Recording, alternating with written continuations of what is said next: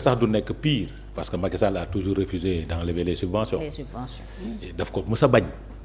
di def accompagnement tout le temps sur certains prix di def ay subventions sur certains prix pour oui pour askan bi mën ko téye. Est-ce que tu comprends parce que endettement moom kenn du ko bañal réew.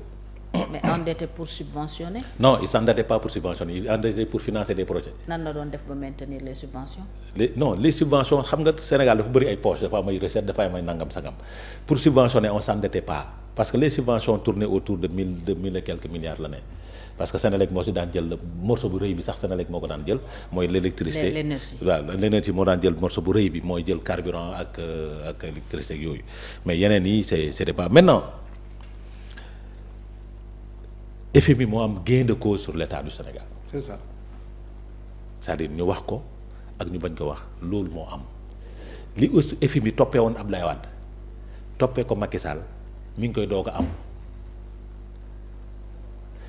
am ñu dindi les subventions dans certains denrées parce que loolu mooy mën a manque à gagner boobu ngay dindi ci subventions yi moom moo lay mën a nga mën a dajale xaalis sa gafaka am dara moo gën a dëgër fuuf parce que quand tu prends 1200 milliards nga ñëw téye ko pour def ko sa gafaka dina andi dara mais askan bi dans ce cas parce que nous sommes dans un pays boo xamante ni askan bi bëriwul doole pour mën a porter pour mën a def lu bari maintenant soo dindee situation boobu pouvoir d'achat bi day wàññeeku donc lu bari askan bi dootu ko mën a am mooy andi retournement de situation boobu ñu nar a am nag par rapport à la population. teg ci ñu war a laal seen gafaka mooy fayloo leen yenn taxes yeeg yenn impôts yi nga xam ne amuñu ko woon parce que un redressement nécessite l'augmentation de recettes c'est une obligation. Tout à fait. parce que su subventions yi demee recettes yi dina augmenté wu su nit ñi fayee impôt recettes yi dina augmenté wu maintenant est-ce que population bi dinañ ko accepter.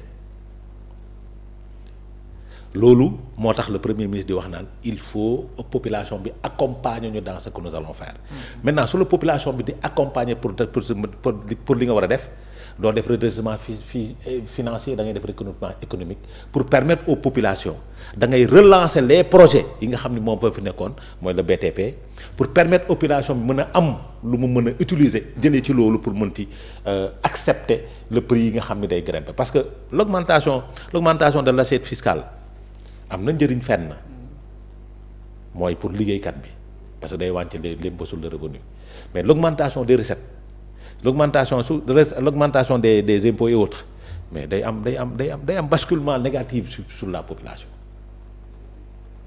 te basculement boobu nag mooy andi tension sociale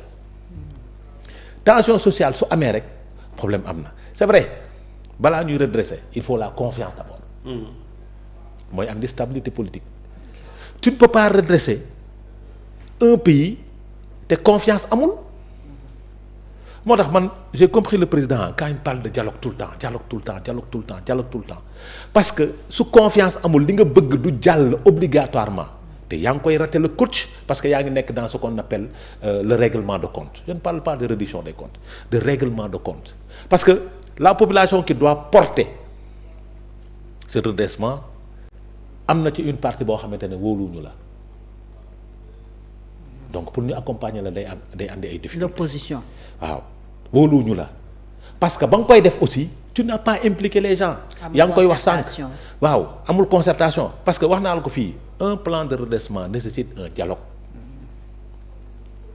waxuma redressement économique wala redressement financier de un plan de redressement dafa laaj ñëpp ànd ci defar ndoo ko loolu moo taxoon avec Sakho Loum malgré l'échec bi mu doon joxe demain il y avait une stabilité parce que l'opposition d'alors était dans le gouvernement.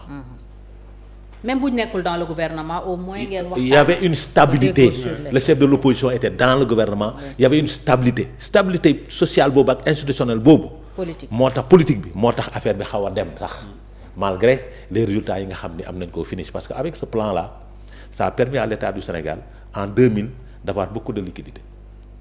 parce que Abdoulaye Wade ba mu ñëwee dafa ne. mais on était obligé d'annuler la dette. très bien loolu sax mooy non Abdoulaye Wade dafa muus bu mu ñëwee dafa ne kees yi dañoo fees parce que dafa bëggoon mepp gars yi. il ne parlait pas il y avait pas d'argent dans la caisse. il parlait aux investisseurs. C'est-à-dire parce que si les investisseurs n'ont pas confiance. soo nee aw ma dara kenn du ñëw mais les investisseurs sénégalais même.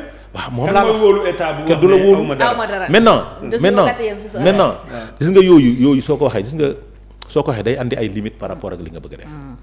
parce que comme il l'a dit ils ont essayé plusieurs choses mais FMI dafa taxaw fi mu taxaw. ils ont essayé plusieurs choses. FMI taxaw fi mu taxaw. ils ont dit ils vont lancer le plan de redressement ci la FMI accepté ñëw au mois d'août yaa ngi fàttaliku.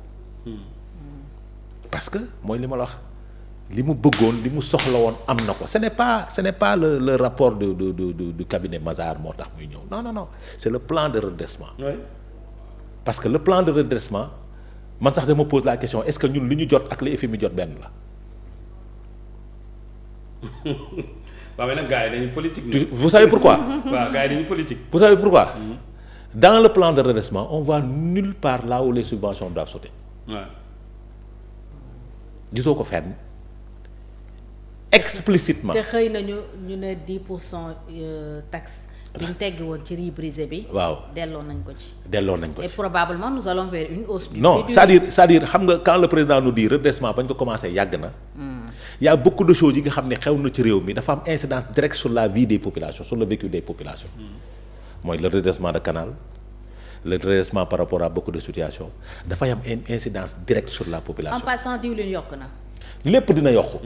diwlin yokk na. xoolal les prix non mais bu ñu bindee soxna Fatou ñu bind 1352 milliards 1352 milliards de financement domestique hors dette. waaw loolu tax ma ne la. ci askan bi la koy jëlee ci poche bi lay jógee ci poche bi. c'est-à-dire depuis quelques jours la bouteille de 5 litres qui coûtait 6 000 est passée à 7 000. c'est-à-dire ci poche askan bi lay jógee ci poche bi lay jógee parce que il faut que les prix augmentent pour population mën ko jënd parce que duñ ñëw ne la waa ji fayal impôt dañ koy dugal ci njëg bi c'est-à-dire taxes yi nga xam ne moom lañ doon dawoon sur l'huile sur les produits yi nga xam ne dañ doon ñëw dañ koy dindi population bi du ko xam. dañuy jékki-jékki rek njëg yi yéeg maintenant j'ai entendu le ministre du commerce dire on va travailler pour la stabilité des prix mais secteur boo xamante ni yow géré wu kon comment pouvoir gérer yow tu as levé toutes les subventions les taxes ont augmenté la vérité c'est ça. maintenant ce qu'ils doivent faire lu ñu war a def parce que plan bi en tout cas yokku am réew mi lu obligatoire la te suñu continuer ni ñu continuer nii du baax. donc li ñu waroon def mooy quand même nañu gën a leeral askan bi xaalis bi fan lay dugg. xam nga tey buñ doon wax ne xaalis bi